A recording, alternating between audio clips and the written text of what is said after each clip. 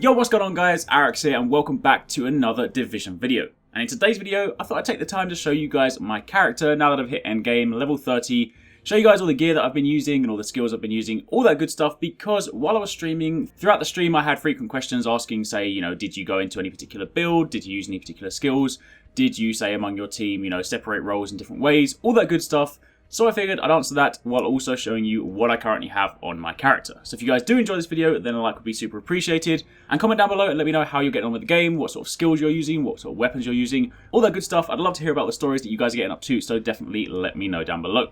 But just before I get started, I want to sort of explain one thing super quickly. Yesterday in my Phoenix credits video, a lot of people were asking, how are you already level 30? Why are you level 30? Why did you rush to the game? Hasn't that kind of ruined your experience?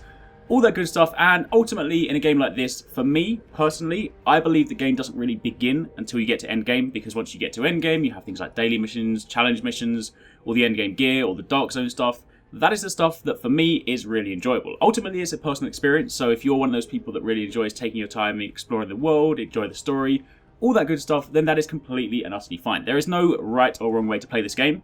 And there's nothing big or special about getting to level 30 this fast. I just did it because in games like this is how I always play it. I did the same in Destiny. I rushed to level 20 right at the beginning when that was the initial level cap. In World of Warcraft, I tried to get to max level as fast as possible. Just the way that I enjoy my game. But ultimately, the way you play is entirely up to you.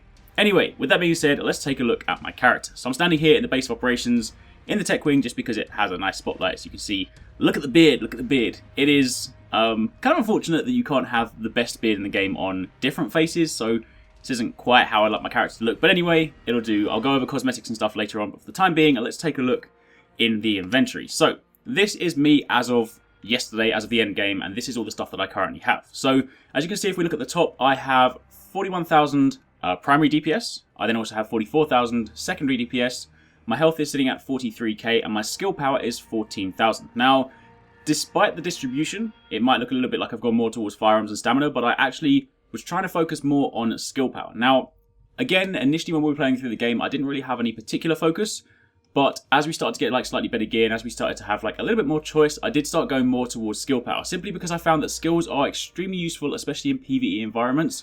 Once I start going into the dark zone, I might go more stamina for that kind of survivability, but in PvE, skills are really, really useful. In fact, if I jump back here for a second and show you what I've been using during the campaign, early on, of course, I used whatever I could get, and I did use things like the blind, because that is super useful. If you use the sticky bomb with the blind mod, then you can just go into an encounter, fire it, blind people, get some nice early damage on them, and then kind of they disperse from there. But a couple of things we did find that were really useful. Turrets are a godsend in PvE. If you start getting to some of the higher level encounters and find that some of the enemies are quite difficult, definitely try using turrets, because one of the cool things they do is, while the turrets won't necessarily kill the enemies, what they do is kind of contain them. You'll often find that if you die in a mission, it's because you're getting rushed, enemies have flanked you, and suddenly you're getting, overrun. But if you use turrets, a lot of the time, especially if you have, say, the Dragon Breath mod, which, puts fire in them or, sets them on fire, it'll often keep them contained. So if, if they're about to rush out of a door, throw a turret down, it'll lock them in place, and it means that you guys can then hang back, deal the damage, and invariably it helps you keep control of the mobs. We actually found that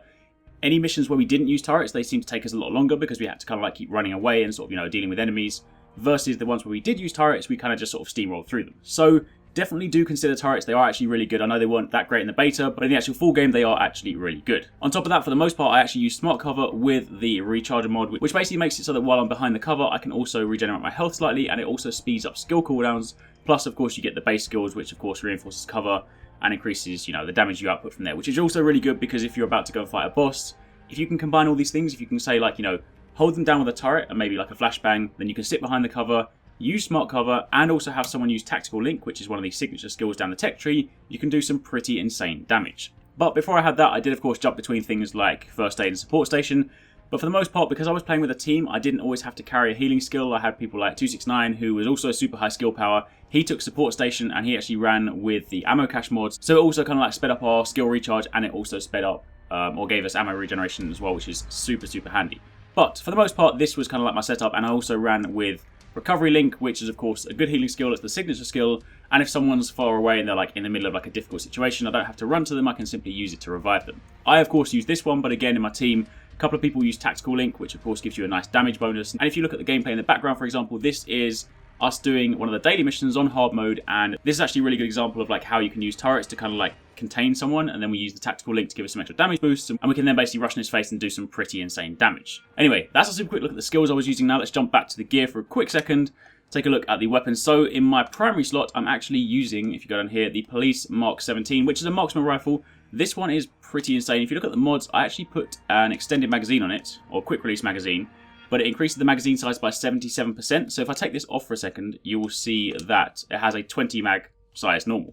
But if I put that on, I have 35 rounds. Now this is effectively a sniper rifle. It's more like the M1A, so it's a fast firing one, not quite as heavy hitting as say the M44 or the SRS, but 35 bullets in what is effectively a sniper rifle is really good damage. You know, I can sit there and just pile this into bosses, pile in headshots as well, especially when you consider that all marksman rifles have the increased critical bonus on headshots. This is a really, really good weapon to have. So on top of that, I've also got a few other mods as well. These aren't really kind of final mods. I'm still looking for some slightly better things, but for the time being, that is the sniper rifle, or the marksman rifle, should I say, that I've been using, and of course rocking the alpha weapon skin on that as well.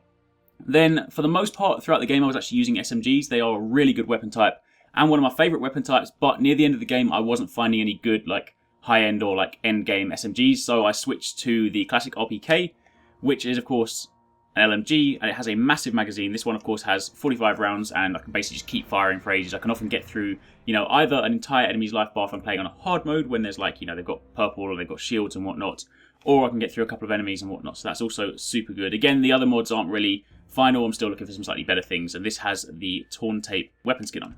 The last one is a high-end pistol, and this is what I've got as my sidearm. I actually made this at the end of the game. I crafted it. To avoid spoilers, I'm not actually going to tell you guys when or where you will find this, but if you guys do want to get this, just keep playing the story, and eventually you will find out for yourself. But for the time being, this is a weapon I crafted. It's called the Damascus. I haven't actually got any mods on it just yet, but it does have a pretty cool weapon skin. If you look at this, it's got almost like a kind of semi-white metal, but also sort of like wooden like paint to it with these like gold decals and stuff. It's really, really cool. It's got some high DPS. It's also got a decent fire rate, and of course, as you guys know, sidearms have infinite ammo. So that is a pretty nice weapon. As for gear, you can see here, it's a little bit mixed at the moment. I am trying, where possible, to kind of like focus on electronics. I'm going to do some recalibration later, but I don't really want to waste resources and materials on gear that isn't really high end. So for the time being, I'm kind of like taking what I can. Anytime that my skill power goes up, I will take the gear, even if I take a hit to DPS or health. But of course, later on, I will ideally have, you know, full skill bar. I haven't decided exactly where I'm going to go just yet. I'm thinking for the Dark Zone, I'm probably going to run a couple of different builds. For Dark Zone, I definitely want to have a lot of stamina, so I have a lot of health. But for PvE, I definitely do like having skill power. So if you spec them, these are some of the sort of things I've got. This is a pretty cool chest anyway. It looks like, you know, some pretty heavy body armor. Moving over to, say, the mask. This is a pretty cool mask, actually. It looks a little bit sort of sci-fi almost. And then if you jump over and look at, say, a backpack. In fact, this is a pretty cool backpack. I had some rubbish ones throughout the game that didn't look very good, but this one looks quite cool. And then, of course, if we jump down here, take a look at things like holsters and stuff. So, yeah, this is pretty much just like a super quick look at my character. I'm going to jump over to the appearance tab super quickly, because if you guys want to know like how I got the look that I've got, I have on my head, I have a pom-pom beanie. If I can find it, actually. Where is it? Come on. You're down here somewhere. There we go. Whole pom-pom beanie. And then for the actual rest of it, I've got Rainbow Six Siege pants and the Rainbow Six Siege shirt, as well as like the Army Spec Ops scarf and boots. And these ones here come from the DLC packs you have to buy in the shop. Did a video on those yesterday. These come from the Ubisoft Club, so you can then get them for Uplay points. So these ones are all completely free. These two you will need to buy. And that's pretty much it. That was just a super quick look at my level 30 character. Hopefully you guys enjoyed the video. If you did, then a like would be super appreciated. Again, let me know in the comments down below how you guys are getting on with the game, how you're enjoying it. Let me know what your characters are like. And if you guys have Twitter, definitely tweet me some pictures of your characters. I love seeing kind of what you guys have been getting up to, so definitely show that as well. But also make sure you keep it locked to the channel, because I have plenty more Division videos coming your way. Anyway, for the time being, thanks for watching. Take it easy. Catch you next time. Peace out.